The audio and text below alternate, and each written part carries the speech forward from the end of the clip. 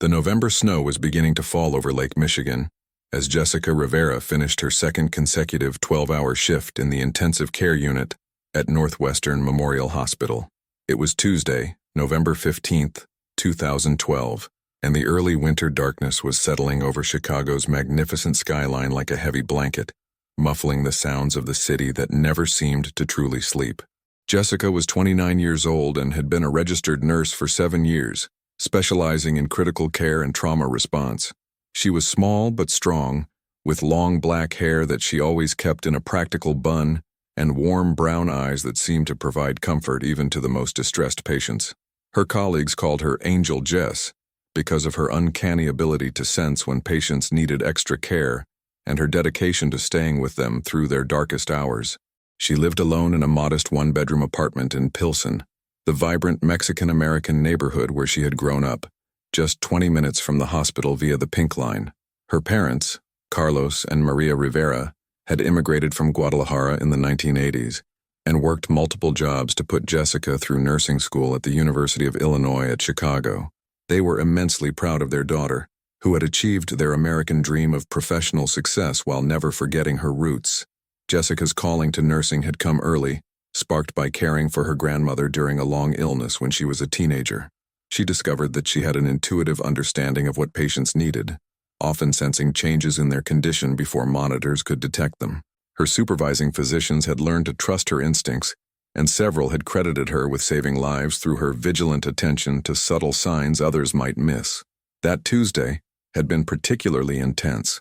Jessica had started her first shift at 7 a.m., caring for 4 critical patients, including a car accident victim fighting for life, an elderly man recovering from major heart surgery, and a young mother with complications from emergency surgery.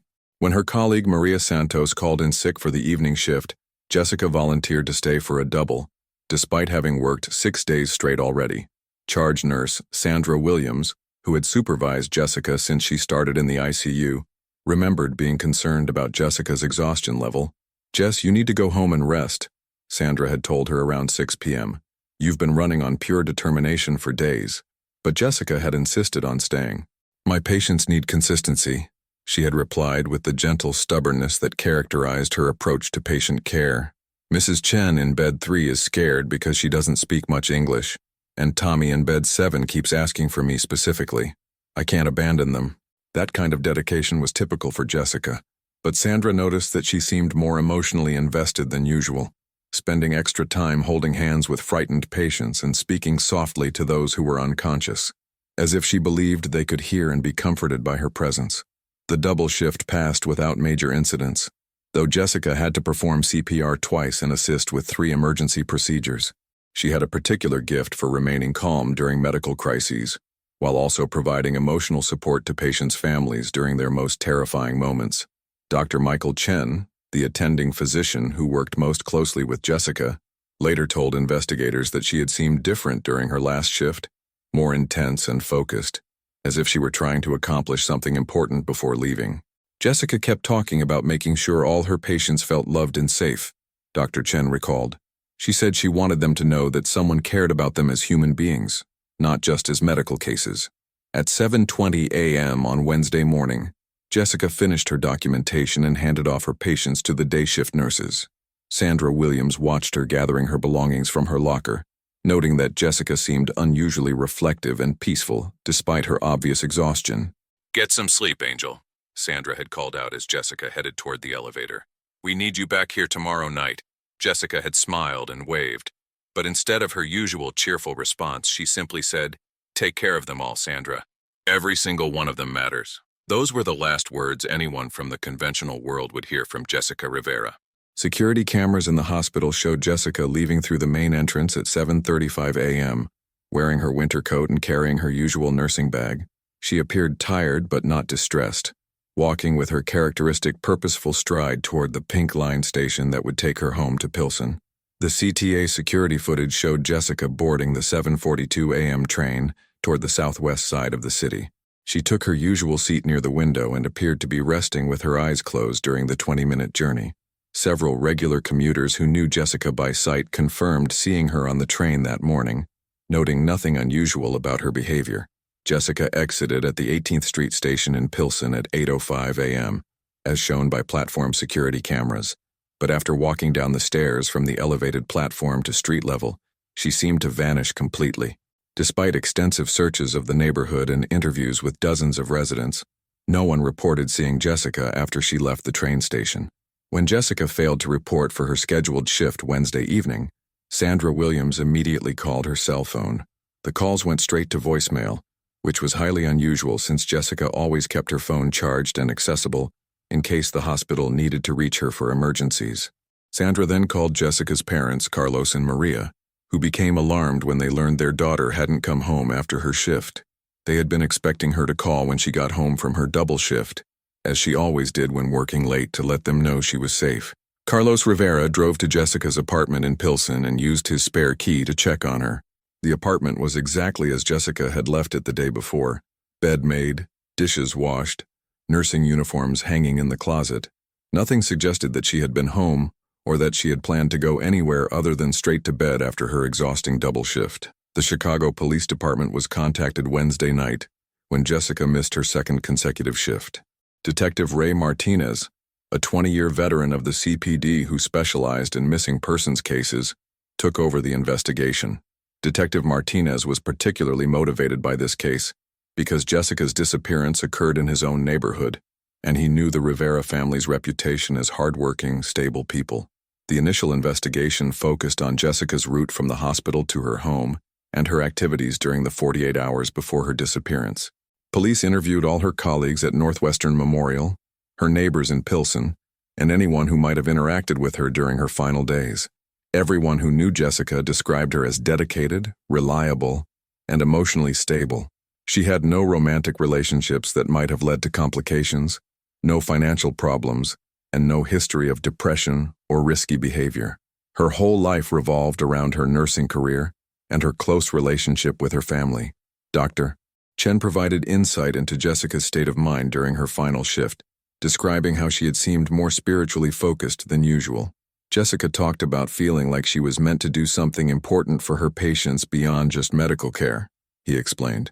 She kept saying that healing involved more than just treating symptoms, that patients needed to feel loved and connected to something larger than their illness. The search for Jessica expanded throughout Chicago and the surrounding suburbs. Her photograph was distributed to all hospitals, clinics, and medical facilities in the region, with the theory that her disappearance might be related to her medical background. Police also checked homeless shelters, mental health facilities, and morgues throughout the metropolitan area. Jessica's nursing school friends organized search parties that combed through Pilsen and neighboring communities. Her parents offered a substantial reward for information leading to her return, and the story received extensive coverage in local media. Despite these efforts, no credible sightings or leads emerged. The case took an unusual turn when several of Jessica's former patients reported experiencing strange dreams and visions of her in the weeks following her disappearance. These reports came from patients across different units of Northwestern Memorial who had been under Jessica's care during the previous months. Mrs. Eleanor Chen, an elderly woman who had been treated for pneumonia in October, contacted the hospital to report that Jessica was appearing in her dreams to check on her recovery. "She looks exactly the same as when she was my nurse," Mrs. Chen told Dr. Martinez during a follow-up call. "She asks how I'm feeling and tells me to take care of myself. It's so real that I wake up feeling like she was actually in my room." Similar reports came from Tommy Rodriguez, a 22-year-old who had been treated for injuries from a motorcycle accident, and several other former patients. All described dreams in which Jessica appeared to provide comfort and medical advice, often helping them process trauma related to their hospital experiences. Dr. Sarah Phillips, a psychiatrist who consulted with the police on the case, initially suggested that these reports were products of patients' psychological attachment to a caring nurse, combined with their concern about her disappearance.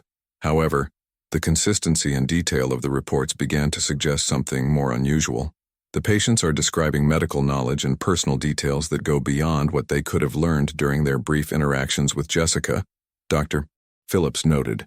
Some are reporting that she provided advice about their ongoing care that proved to be medically accurate when they shared it with their current doctors. In the second year after Jessica's disappearance, reports of her presence expanded beyond former patients to current patients throughout Northwestern Memorial Hospital. Nurses on different shifts began documenting instances where patients claimed to have been visited by a nurse, matching Jessica's description, always during moments of crisis or extreme distress. These visits were described as bringing immediate comfort and often coincided with unexplained improvements in patients' conditions. Night shift nurses reported finding agitated patients suddenly calm and peaceful, with no memory of what had helped them relax. Security cameras in patient rooms sometimes malfunctioned during these reported visits, showing static or going blank for brief periods.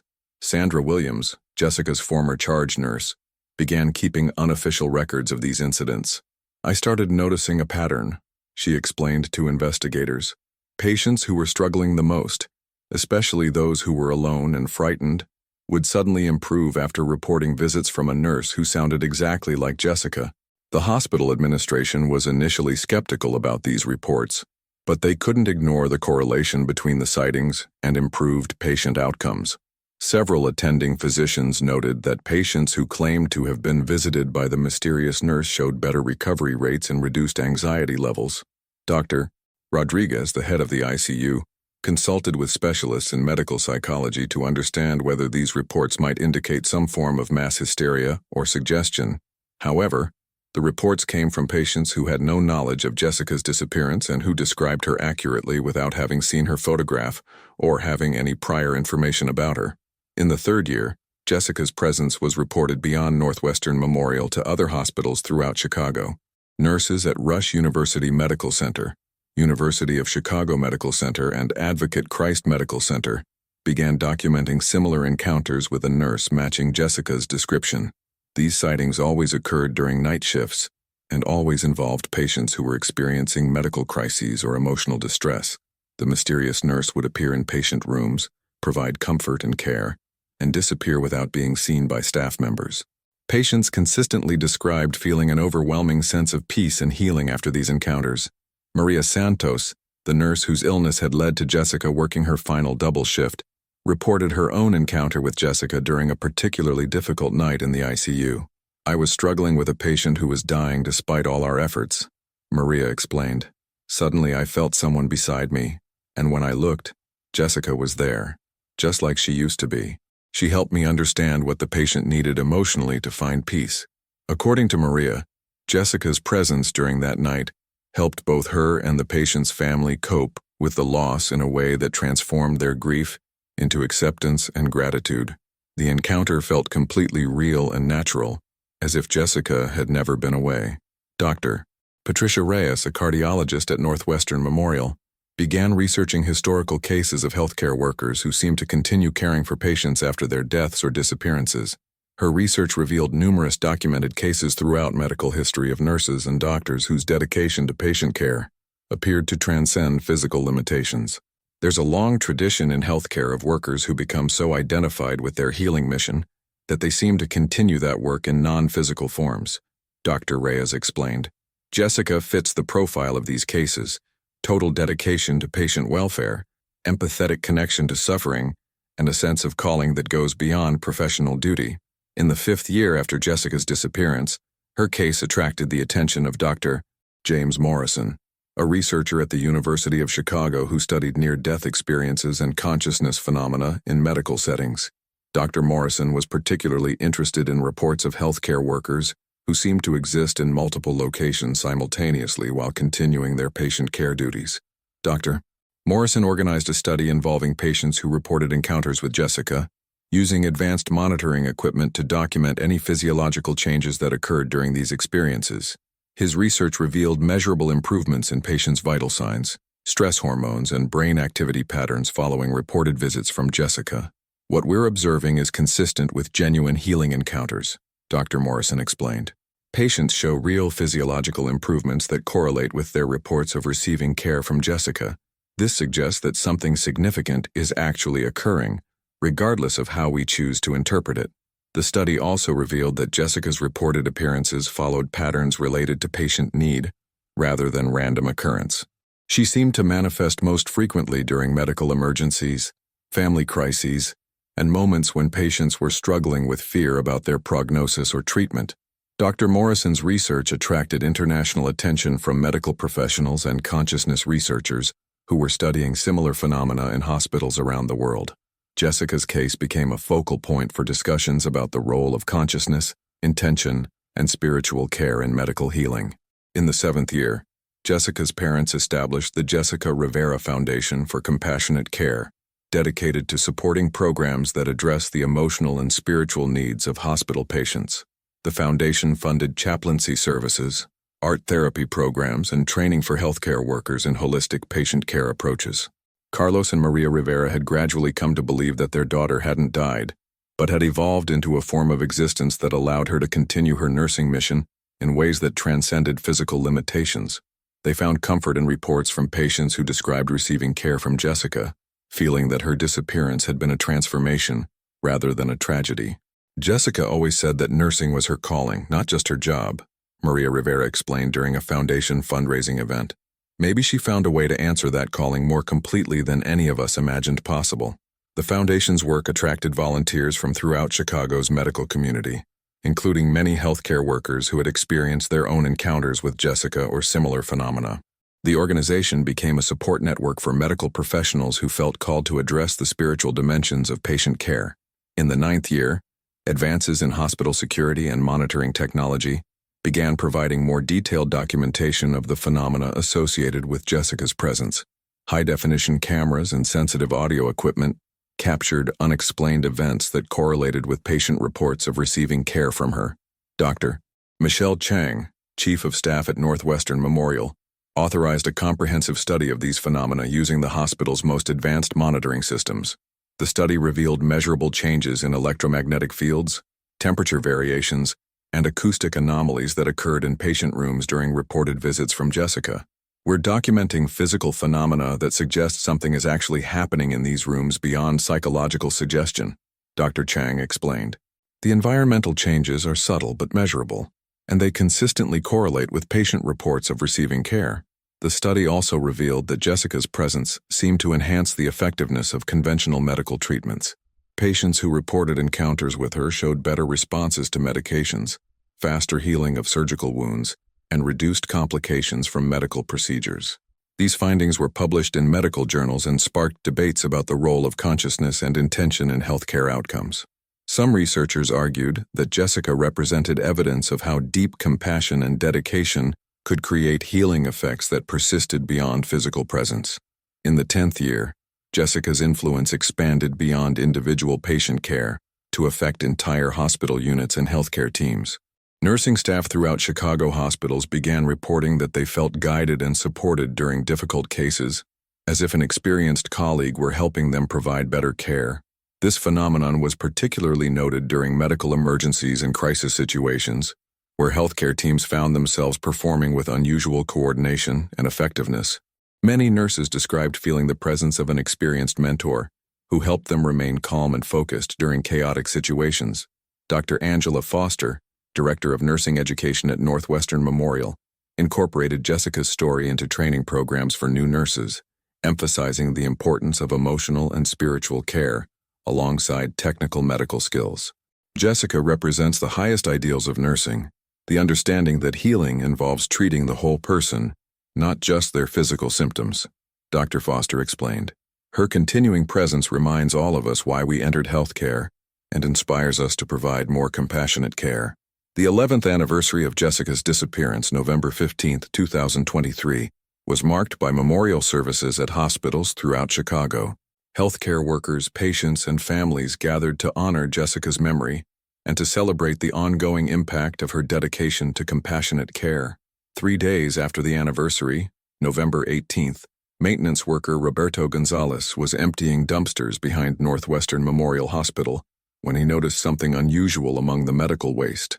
Partially buried under routine disposal items was a hospital ID badge that appeared to be in remarkably good condition despite being in the dumpster. When Roberto examined the badge more closely, he recognized the name and photograph, Jessica Rivera, RN, ICU. The badge appeared to be the one Jessica had been wearing during her final shift 11 years earlier, but it looked as if it had been cleaned and preserved rather than exposed to 11 years of environmental conditions. Roberto immediately contacted hospital security, who notified Detective Martinez about the discovery. When the badge was examined, It was found to be in perfect condition, no fading, no damage, and no signs of aging that would be expected after 11 years. The magnetic strip still worked, and the photograph was as clear as the day it was printed. More mysteriously, the badge's electronic access log showed activity that had continued throughout the 11 years since Jessica's disappearance. The log indicated that the badge had been used to access patient care areas throughout Northwestern Memorial and other Chicago hospitals on thousands of occasions, always during night shifts and always in units where critically ill patients were being treated. The access patterns matched perfectly with reported sightings of Jessica, showing her presence in specific rooms at the exact times when patients reported receiving care from her. The data provided objective documentation that something extraordinary had been occurring throughout the years since her disappearance. Dr. Chang authorized a comprehensive analysis of the badge's access log data, hoping to understand how an ID card could show activity when its owner had been missing for 11 years. The analysis revealed that the badge accesses followed patterns that suggested intentional, purposeful movement through the hospital rather than random occurrences. The badge had been used to access the most critical care areas, ICUs, emergency departments, cardiac units, and oncology wards, always during times when patients were experiencing medical crises or emotional distress. The pattern suggested that whoever was using the badge had intimate knowledge of hospital operations and patient needs. Security experts analyzed the badge's physical properties and confirmed that it hadn't been duplicated or cloned. The badge was the original one issued to Jessica, with unique security features that couldn't be replicated, yet the access log showed that it had been actively used continuously since her disappearance. Inside the badge holder, investigators found a small note written in handwriting that matched samples of Jessica's writing from her nursing documentation. The note read, "To my fellow healers, I have found my true calling as a guardian of those who suffer. My work continues in ways that transcend physical presence, allowing me to provide care to patients across all of Chicago's hospitals simultaneously. Death and illness are not the enemies. Despair and abandonment are. I am now able to ensure that no patient faces their darkest moments alone. The badge represents my commitment to nursing that goes beyond the limitations of single location or single shift. I exist now as part of the healing energy that flows through every hospital, every ICU, every room where someone fights for life or struggles with pain. Tell the families that their loved ones are never truly alone during medical crises. Tell the nurses that their compassion creates ripples that extend far beyond what they can see. Tell the doctors that healing is as much about love as it is about medicine. I am not lost. I am found. I am not gone. I am everywhere that healing is needed." This badge is proof that dedication to caring for others can transcend every limitation, including the boundaries between life and death. Continue the work with love, and know that you are never alone in your mission to heal. Forever your colleague, Jessica Rivera, RN. The discovery of Jessica's badge and her message provided closure for her family while opening new understanding about the nature of her transformation.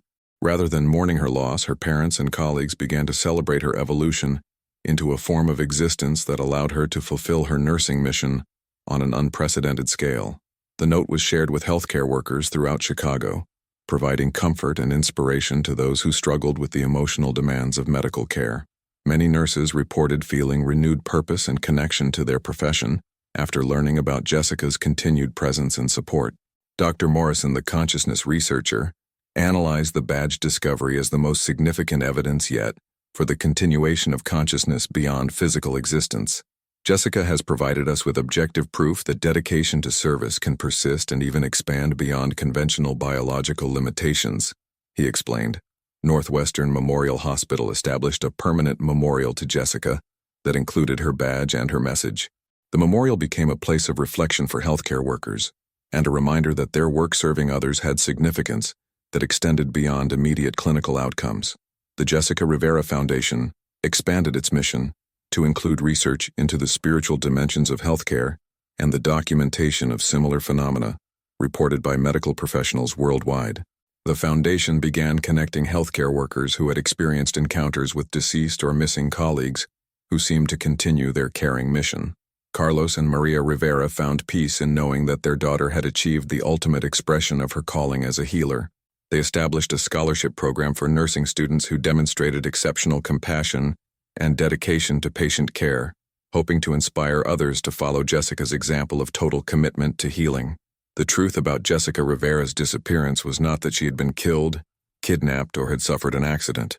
Instead, she had undergone a transformation that allowed her to transcend the limitations of physical existence and become an eternal guardian of patients throughout Chicago's medical system. Her badge, preserved in perfect condition for 11 years before appearing in a dumpster with evidence of continuous use, proved that her nursing career hadn't ended with her disappearance, but had evolved into something far more powerful and far-reaching than any conventional medical practice could achieve. Jessica had become living proof that true healing involved more than technical medical skills, and that the compassionate intention to serve others could create effects that persisted beyond individual physical presence. Her story demonstrated that some callings were so profound that they required transcending ordinary human limitations to be fully expressed. The healthcare workers who continued to experience Jessica's presence learned that their work was part of a larger healing network that connected all those dedicated to caring for others.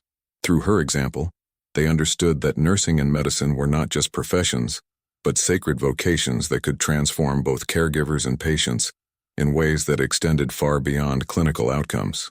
Jessica Rivera had found her ultimate identity not as a missing person, but as an eternal nurse whose presence brought comfort to patients, inspiration to colleagues, and proof that the highest forms of service could transcend every boundary, including the distinction between life and death. Her badge served as a symbol that true healers never really leave their posts.